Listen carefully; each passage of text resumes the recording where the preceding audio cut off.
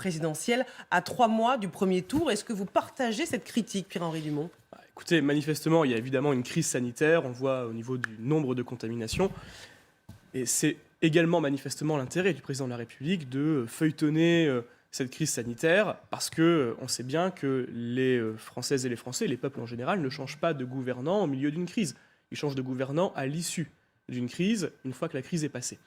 Et donc il y a ce petit jeu qui s'est vu malheureusement dans les propos du président de la République sur les non-vaccinés, où normalement un président de la République se doit de rassembler l'ensemble des Français, mais là il avait changé de casquette, il avait pris la casquette du candidat parce qu'il a fait un calcul politique. 90% de la population française est vaccinée, et donc il prend le parti des 90% contre les 10%, et même s'ils ne pèsent que 10%, il faut aussi les considérer. Une fois de plus, ça revient à ce que vous disiez tout à l'heure, ce ne sont pas des sous-citoyens, ou ce sont des citoyens à part entière d'ailleurs.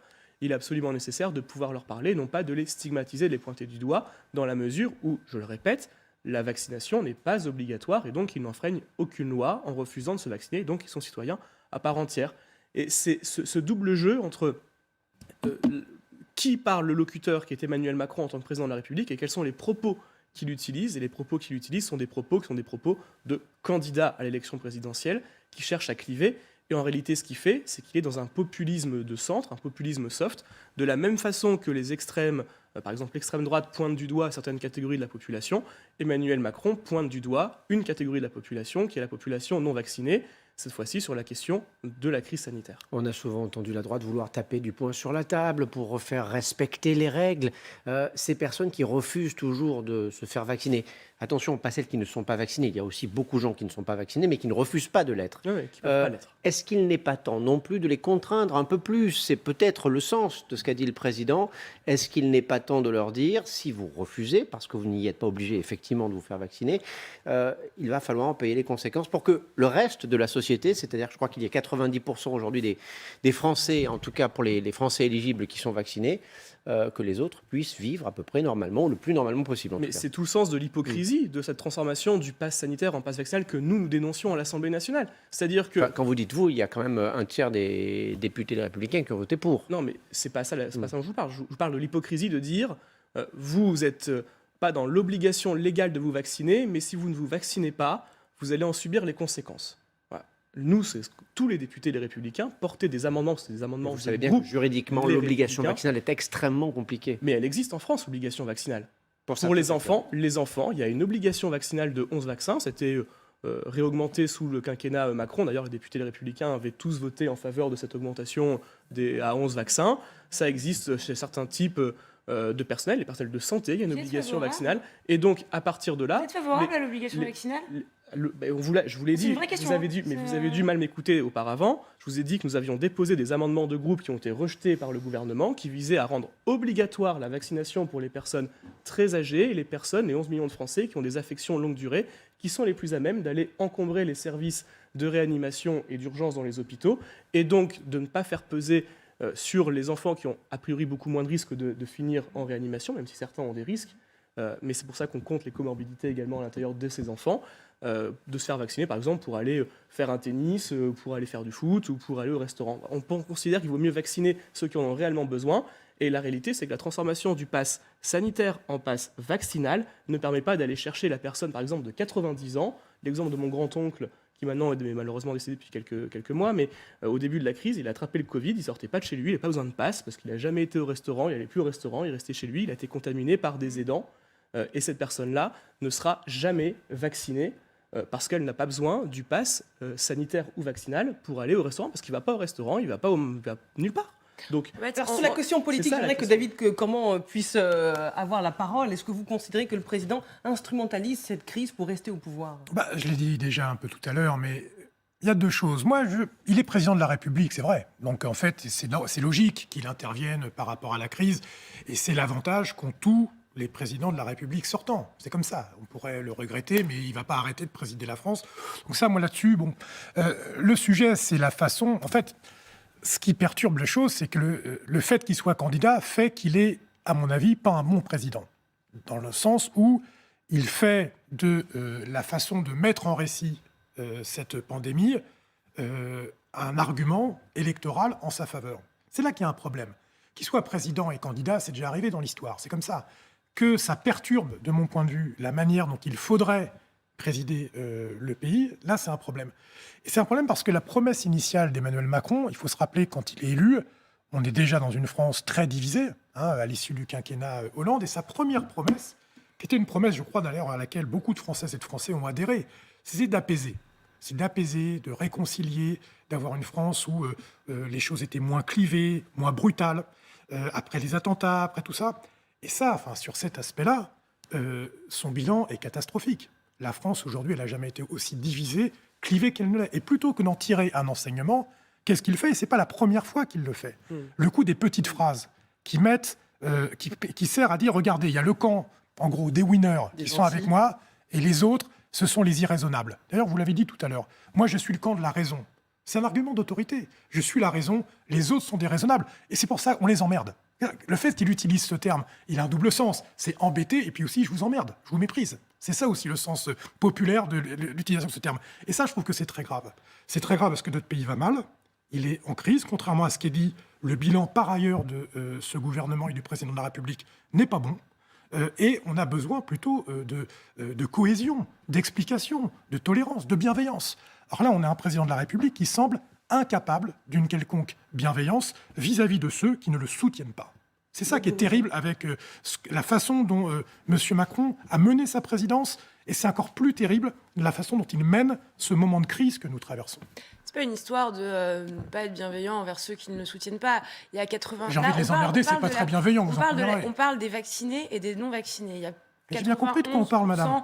Il y a 91% des Français qui sont vaccinés. Je ne pense pas, même si je le souhaiterais, que 91% des Français vont voter pour Emmanuel Macron dès le premier tour. Vous voyez, ça me semble un peu...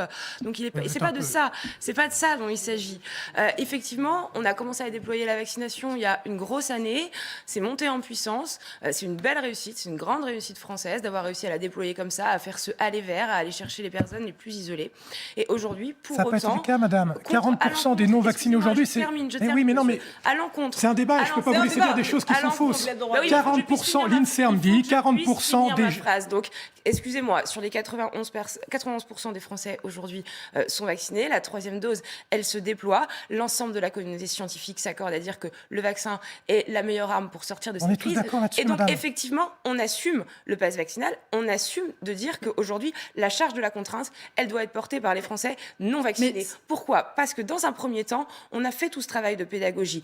Pas juste le gouvernement. Une bonne partie de la classe politique a été responsable sur cette question. Les scientifiques, les médecins, vous l'avez vu comme moi, ont défilé sur les plateaux télé. Pas suffisamment d'ailleurs. Peut-être pas suffisamment. Pour expliquer, je pense quand même que vous avez reçu pas mal sur vos plateaux, pour expliquer comment fonctionnait le vaccin, que la balance bénéfice-risque, pour reprendre leur terme, était favorable. Et donc ce travail-là a été fait. Maintenant, effectivement, aujourd'hui, il n'est pas normal que parce qu'on est une infime minorité qui refuse de se faire vacciner, il y ait la grande majorité des Français qui qui subissent ces répercussions. Et je vais terminer en vous donnant une petite anecdote.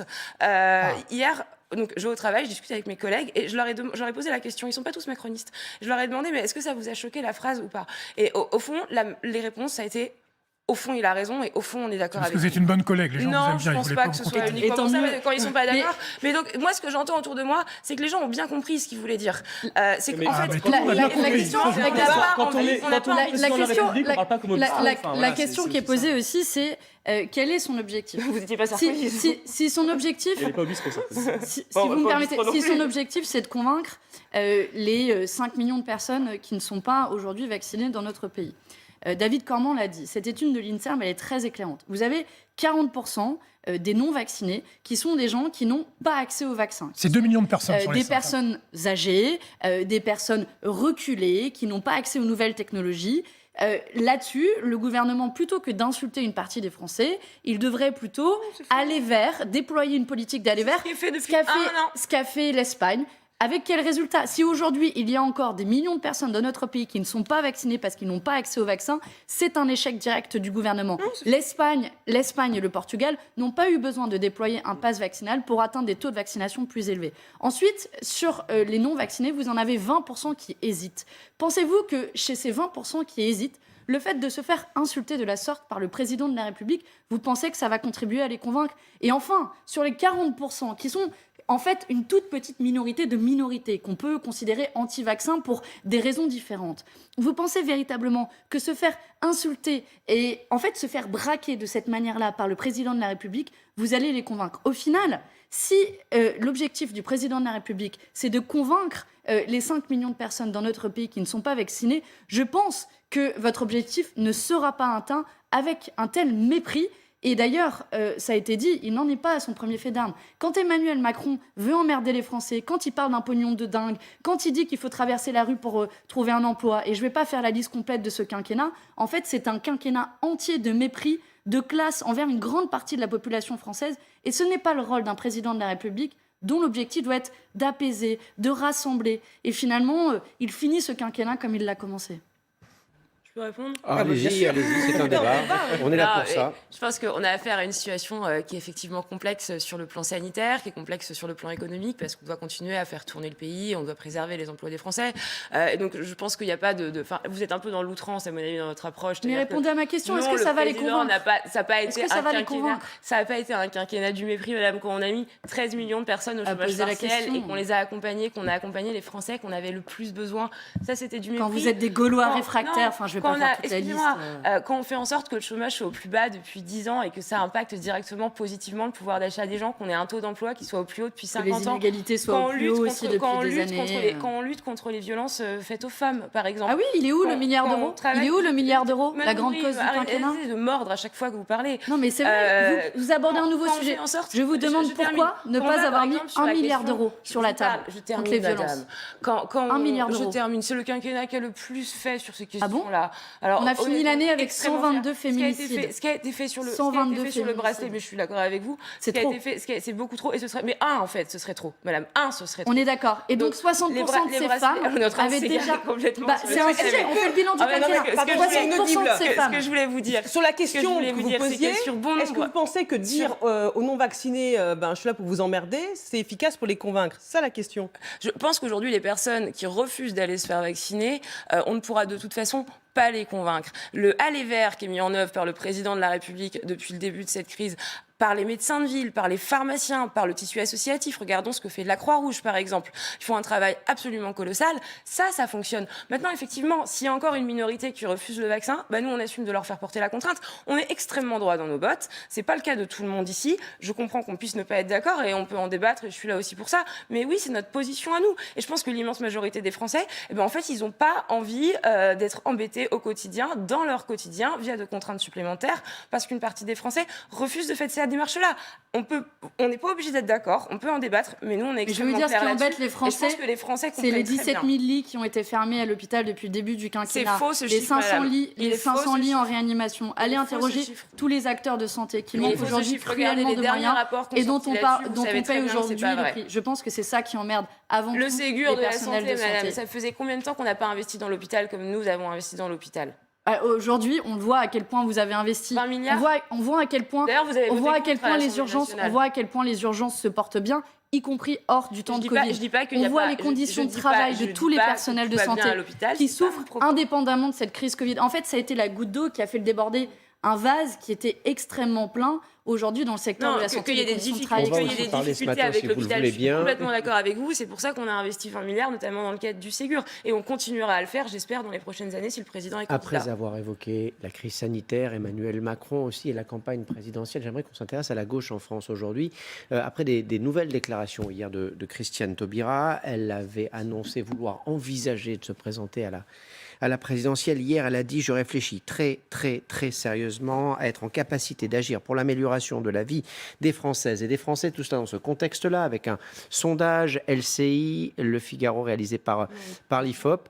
Un sondage qui, vous le voyez, donne Christiane Taubira à 2,5%. Ce que l'on constate aussi dans ce sondage, c'est que la gauche est emmenée par la France insoumise. Jean-Luc Mélenchon est toujours en tête des intentions de vote, juste devant Yannick Jadot, et que derrière, on est un peu à la traîne, si je peux dire les choses comme ça.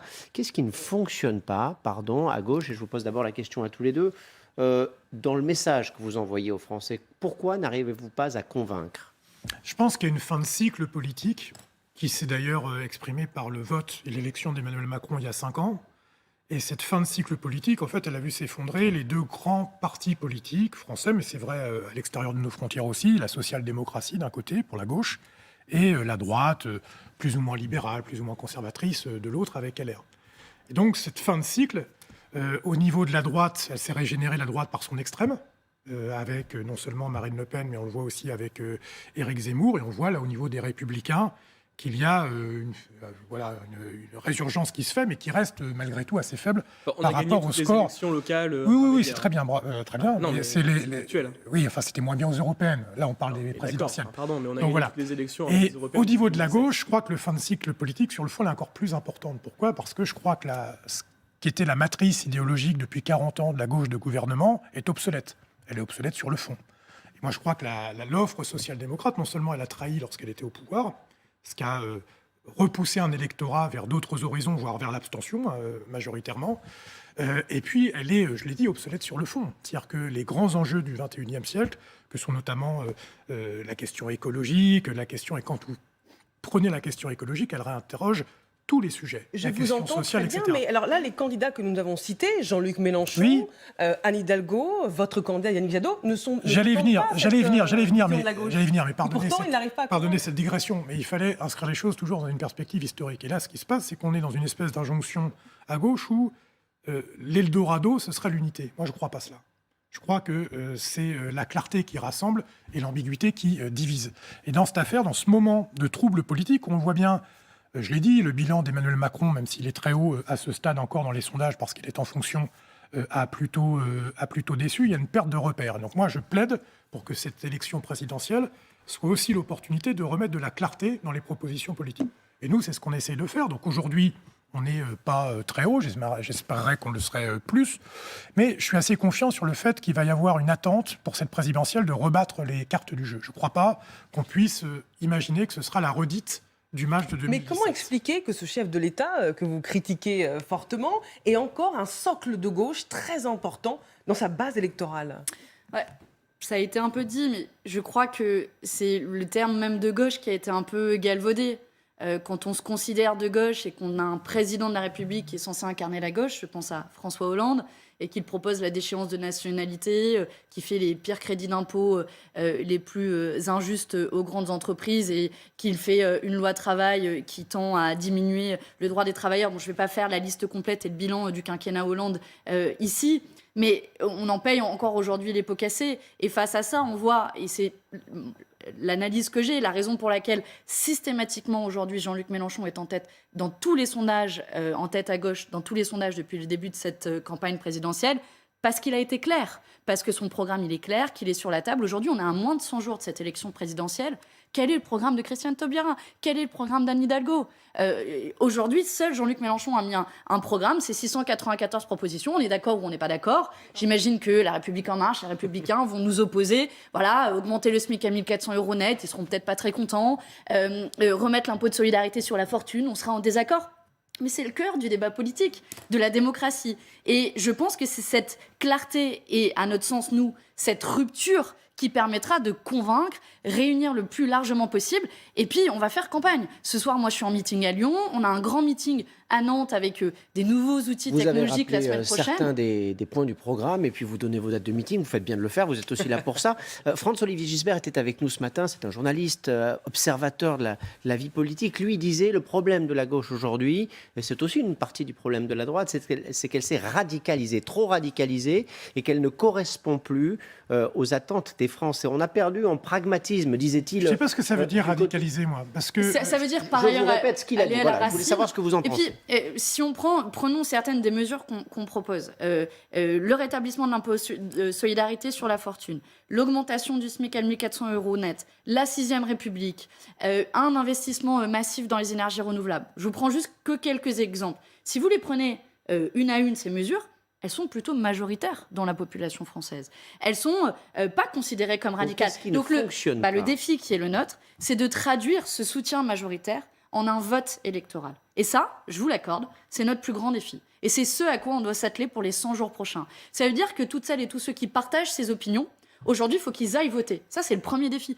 C'est ce que disent aussi les enquêtes d'opinion. Si on a un taux de participation autour de 55 à 60%, comme le prédisent certaines enquêtes, alors oui, la mobilisation de notre camp politique est plus faible. Par contre, si on atteint des taux de participation à 75%, par exemple, en prenant ceux qui sont moins sûrs d'aller voter, mais qui, j'espère, seront convaincus d'aller voter dans les prochains mois, c'est l'enquête de l'Institut Cluster 17 qui donne Jean-Luc Mélenchon à 13%.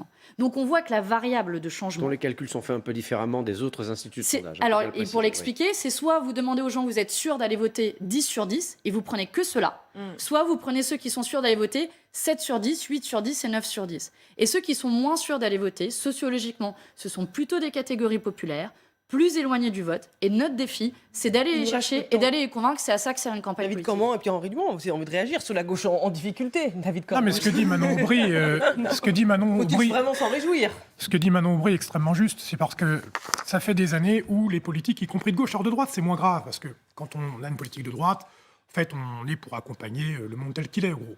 Quand on est de gauche, on est censé vouloir changer le monde.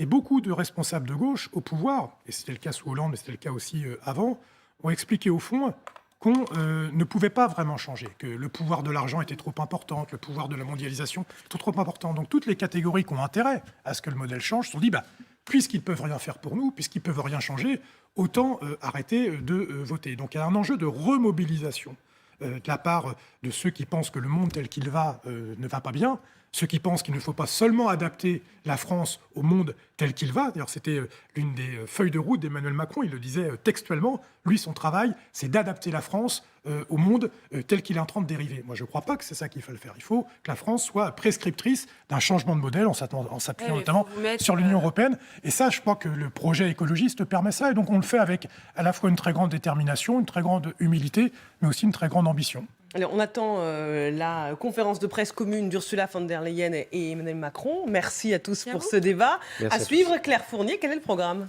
Écoutez, les profs et les directeurs d'établissement sont au bord de la crise de nerfs. Le protocole sanitaire était jugé trop contraignant à l'école.